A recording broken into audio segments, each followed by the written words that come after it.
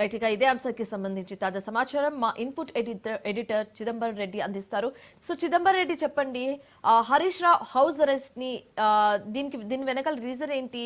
అసలు main question raise అయ్యేది ఏంటంటే, ఇప్పుడు కేటీఆర్ విచారణకు హాజరవుతున్న సమయంలో హరీష్ రావుని హౌస్ అరెస్ట్ చేయడానికి గల కారణాలు ఏంటి అని అంటే ఏం చెప్తారు? సో పొలిటికల్ గా దీన్ని ఎలా చూడొచ్చు అంటారు?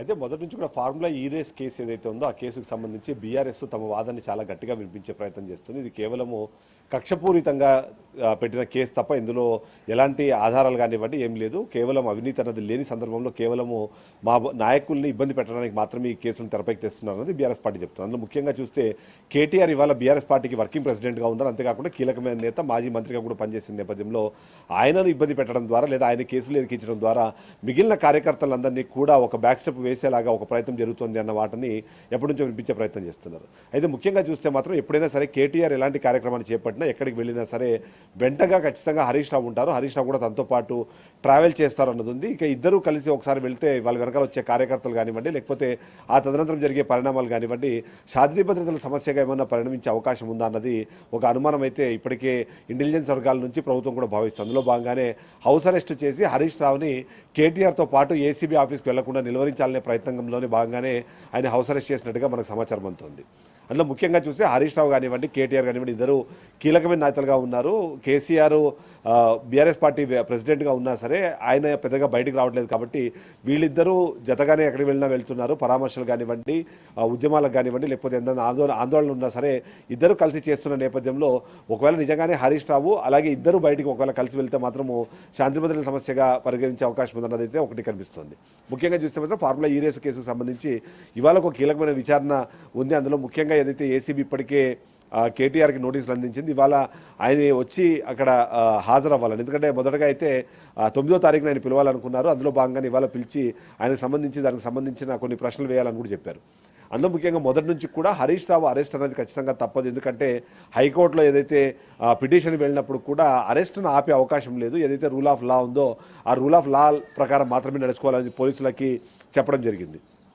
నిన్న సుదీర్ఘంగా ఏదైతే అరవింద్ కుమార్ని చేసిన విచారణ నేపథ్యంలో కూడా చాలా విషయాలు బయటకు వచ్చాయి. అందులో ముఖ్యంగా ఏదైతే అప్పుడు జరిగిన ఘటనకు సంబంధించి ఏదైతే ప్రభుత్వం ఆరోపిస్తున్నట్టుగా అవకతవకలు ఏవైతే జరిగాయో అక్కడ ప్రొసీజరల్ ల్యాబ్స్కు సంబంధించి ఆ ప్రొసీజరల్ ల్యాబ్స్ మొత్తానికి కూడా కారణము కేవలం ఒక కేటీఆర్ మాత్రమే. ఎందుకంటే ఓవైపు ఎలక్షన్ కోడ్ అమల్లో ఉంది, మరోవైపు ఎలాంటి క్యాబినెట్ అప్రూవల్ లేకుండా 55 కోట్ల రూపాయలని ట్రాన్స్ఫర్ చేసే క్రమంలో కేవలం కేటీఆర్ చెప్పిన ఒక కారణంగా మాత్రమే నేను ట్రాన్స్ఫర్ చేశాను, దానికి సంబంధించిన ఏర్పాట్లు మొత్తం చేశానని అరవింద్ అలాగే బిఎల్ఎన్ రెడ్డి కూడా దాన్ని ఒప్పుకున్న నేపథ్యంలో ఇక దీనికి పూర్తిగా బాధ్యుడిగా కేటీఆర్ని ఇప్పటికే ప్రభుత్వము ఫిక్స్ చేసే ప్రయత్నంలో ఉన్నట్టుగానే మనకు తెలుస్తుంది. అందులో ముఖ్యంగా చూస్తే మాత్రం ఏదైతే ప్రభుత్వం చూస్తున్న ప్రకారము పోలీసులు కూడా ఏసీబీ ఇవాళ ఆయన పిలిచిన తర్వాత ఏదైతే మొదట్లో కూడా ఆయన అది అడ్వకేట్ లేకుండా నేను విచారణకు హాజరవ్వను గతంలో అడిగిన నేపథ్యంలో నిన్న హైకోర్టు ఇచ్చిన వెసులుబాటు ప్రకారం కేవలం ఆయన్ని అంటే చూడదగినంత దూరం నుంచి మాత్రమే అంతవరకు మాత్రమే అడ్వకేట్ని అలౌ చేస్తారు. సో ఏదైతే అక్కడ ఉన్న లైబ్రరీలో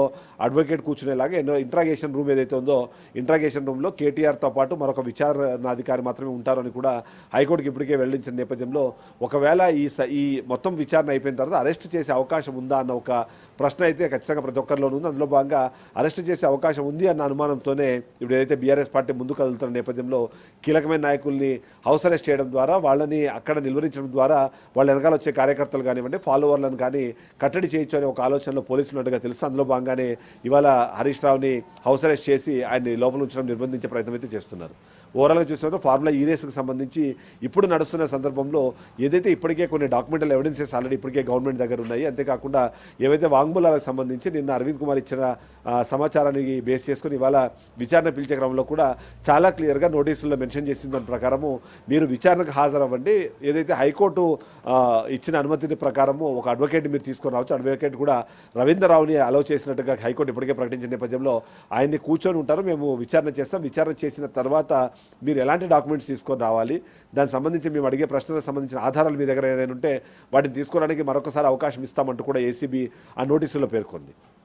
బట్ అదే సందర్భంలో ఒకవేళ నిజంగానే విచారణకు ఒకవేళ తను కానీ సహకరించిన నేపథ్యంలో అప్పుడు అరెస్ట్ చేసే అవకాశం ఉంది. అరెస్ట్ చేసి తన్ని కస్టడీలోకి తీసుకొని విచారించే ఆలోచన ఏసీబీ చేస్తున్నట్టుగా కూడా కొన్ని రివర్స్ వస్తున్నాయి. బట్ ఇప్పటికున్న సమాచారం ప్రకారం అయితే కేవలము విచారణ చేసి దానికి సంబంధించిన డాక్యుమెంటల్ ఎవిడెన్స్ కానివ్వండి, డాక్యుమెంటల్ ప్రూఫ్స్ ఏవైనా ఉంటే వాటిని సబ్మిట్ చేసేందుకు మరి కాస్త సమయం ఇచ్చే ఆలోచనలో ఏసీబీ ఉన్నట్టుగానే ఆ నోటీసులో పేర్కొంది. బట్ ఎలాంటి సందర్భమైనా సరే ఇద్దరు నాయకులు కలిసి ఒకసారి బయటకు వెళ్ళి అక్కడ వేరే సమస్యలు రాకుండా ఉండాలంటే మాత్రం హరీష్ రావుని హౌస్ అరెస్ట్ చేయడమే కరెక్ట్ డెసిషన్ అనే ఉద్దేశంలో పోలీసులు ఉన్నందుకనే అతను ఏదైతే ఉండే గచ్చిబౌలి నివాసం దగ్గర పోలీసు బందోబస్తు ఏర్పాటు చేశారు. లోపల నుంచి ఎవరిని బయటికి రాకుండా అడ్డుకునే ప్రయత్నం చేస్తున్నారు. దానికి సంబంధించిన సమాచారాన్ని ఇప్పటికే హరీష్ రావుకి ఇచ్చారు. ఆయన్ని దానికి సహకరించాల్సిందిగా కూడా కోరినట్టుగా తెలుస్తుంది.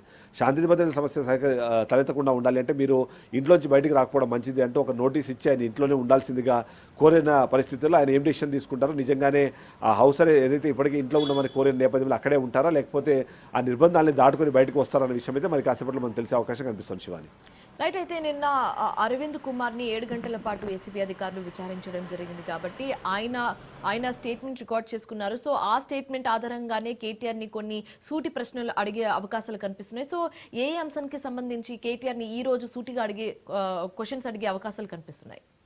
అయితే దీంట్లో ఒక 2-3 పాయింట్స్ చాలా కీలకంగా కనిపిస్తున్నాయి. మొదటిది గ్రీన్ కో అనే కంపెనీకి అలాగే బీఆర్ఎస్ పార్టీకి మధ్యలో ఎలక్ట్రానల్ బాండ్స్ ఏవైతే ఎక్స్చేంజ్ జరిగాయో దానికి సంబంధించిన డిస్కషన్ చాలా తీవ్ర స్థాయిలో జరుగుతుంది. నిజంగానే అవినీతికి ఆస్కారం లేదు అని ఓవైపు కేటీఆర్ మొదటి నుంచి వాదిస్తున్న నేపథ్యంలో మరి ఏదైతే ఈ 54 కోట్ల రూపాయలు విదేశీ కంపెనీలకు పంపించడము, ఆ తర్వాత అక్కడి నుంచి అంటే దాదాపుగా 41 కోట్ల రూపాయలు గ్రీన్ కో అలాగే దానికి సంబంధిత కంపెనీలకు సంబంధించిన వాళ్ళ దగ్గర నుంచి బీఆర్ఎస్ పార్టీకి ఎలక్ట్రానల్ బాండ్స్ రూపంలో రిటర్న్ వచ్చిన నేపథ్యంలో ఈ రెండింటికి మధ్యలో ఏమైనా కనెక్షన్ ఉందా అన్న విషయం పైన పూర్తి స్థాయిలో దృష్టి పెట్టే పరిస్థితి మనకు కనిపిస్తుంది. అందులో భాగంగానే ప్రశ్నలు ఉండే అవకాశం అయితే మనకు కనిపిస్తుంది. ఇక మరొక కీలకమైన అంశం, మొదటి నుంచి కూడా కేటీఆర్ చెప్తున్నారు ఈ మొత్తం డెసిషన్ నాదే, దీనికి సంబంధించిన ఆదేశాలు నావే, నిజంగానే క్యాబినెట్ అప్రూవల్ లేకపోయినా సరే, క్యాబినెట్లో దీని గురించి చర్చించకపోయినా ఆ 55 కోట్ల రూపాయలు నేను ట్రాన్స్ఫర్ చేయమని నేనే ఆదేశాలు ఇచ్చానని గతంలో కేటీఆర్ చెప్పిన నేపథ్యంలో ప్రొసీజరల్ ల్యాబ్స్కి సంబంధించిన క్వశ్చన్స్ కూడా అడిగే అవకాశం ఉంది.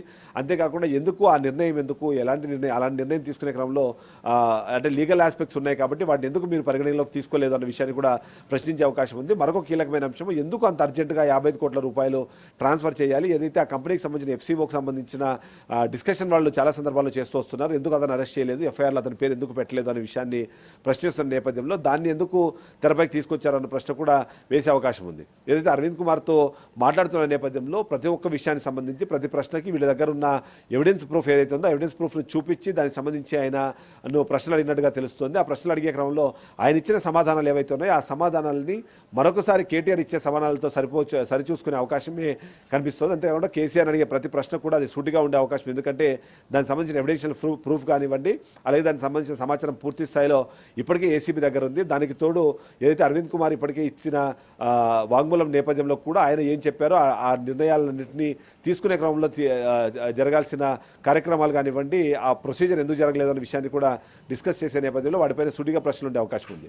ఇక ఇవి రెండూ కాకుండా ఏదైతే ఆ ఫార్ములా ఈ రేస్ అనేది నిజంగానే ఎందుకు అంత ప్రతిష్టాత్మకంగా తీసుకోవాల్సిన అవసరం వచ్చిందన్న విషయం పైన కూడా ప్రశ్నలు అడిగే అవకాశం ఉంది. ఈ నిర్ణయం తీసుకునే క్రమంలో కేవలం అది సొంత నిర్ణయమా, లేకపోతే దీని వెనకాల ఏదైనా కేసీఆర్కి సంబంధించిన ఒత్తిడి ఏదైనా ఉందా, లేకపోతే ఇతరతర కంపెనీలు కానివ్వండి, లేకపోతే వేరే సంస్థలు ఏవైనా ఒత్తిడి చేశాయనే విషయాన్ని కూడా ప్రశ్నించే అవకాశం అయితే మనకు కనిపిస్తుంది. బట్ కేటీఆర్కి అయితే విచారణ కొద్దిగా టఫ్గా ఉండే అవకాశం ఉన్నట్టుగా కానీ తెలుస్తుంది. ఎందుకంటే బిఎల్ఎన్ రెడ్డి ఇచ్చిన సమాచారం కానివ్వండి, ఇప్పటికే ఉన్న ఎవిడెన్షియల్ ప్రూఫ్ కానివ్వండి, వాటన్నింటి ముందు పెట్టి సమాధానం అడిగినప్పుడు తెలియదనో గుర్తులేదనో చెప్పే అవకాశం లేకుండా ఒక సిచ్యువేషన్ అయితే క్రియేట్ చేసే పరిస్థితి మనకు కనిపిస్తుంది. Shivani, right. Thank you so much for the updates.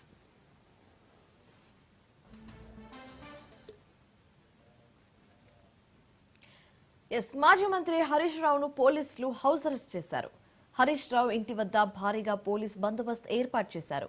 KTR ఇవాళ ఏసీబీ విచారణకు వెళ్లనున్న నేపథ్యంలో ముందస్తుగా హౌస్ అరెస్ట్ చేసినట్టుగా తెలుస్తుంది. ఇక నిన్న ఫార్ములా ఈ రేస్ కేసులో కేటీఆర్ తో విచారణకు హాజరయ్యేందుకు హైకోర్టు న్యాయవాదికి అనుమతి కూడా వచ్చింది. దీంతో ఇవాళ ఏసీబీ విచారణకు కేటీఆర్ హాజరు కానున్నారు. ఎలాంటి ఆందోళనలు, నిరసనలు చేయకుండా ఉండేందుకు హరీష్ రావును ముందస్తుగా హౌస్ అరెస్టు చేసినట్లుగా తెలుస్తోంది. ఫార్ములా ఈ రేస్ కేసులో నిన్న అరవింద్ కుమార్ ఏసీబీ ఎదుట విచారణకు హాజరయ్యారు. 7 గంటల పాటు విచారించిన అధికారులు అనేక ప్రశ్నలు వేశారు. ఇవాళ కేటీఆర్ విచారణలో ఏసీబీ సంధించే ప్రశ్నలు సూటిగా ఉంటాయని తెలుస్తుంది. అరవింద్ కుమార్ స్టేట్మెంట్ రికార్డ్ ఆధారంగానే కేటీఆర్ ని ఏసీబీ ప్రశ్నించే ఛాన్సెస్ కనిపిస్తుంది. అటు కేటీఆర్ విచారణ అనంతరం కీలక డాక్యుమెంట్లు ప్రొడ్యూస్ చేయాలని కోరతామని నిన్నే ఏసీబీ అధికారులు నోటీసులో పేర్కొనడం కూడా జరిగింది.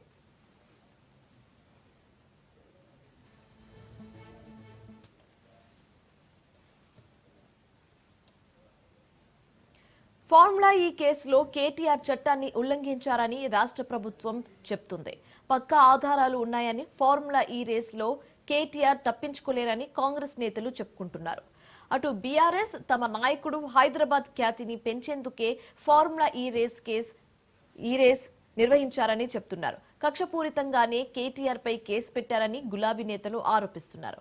అయితే ఈ నేపథ్యంలో మాజీ మంత్రి హరీష్ రావును హౌస్ అరెస్టు చేసినట్లుగా తెలుస్తుంది. మిగిలిన బీఆర్ఎస్ ముఖ్య నేతలను కూడా గృహ నిర్బంధం చేసే అవకాశం ఉన్నట్టుగా తెలుస్తుంది.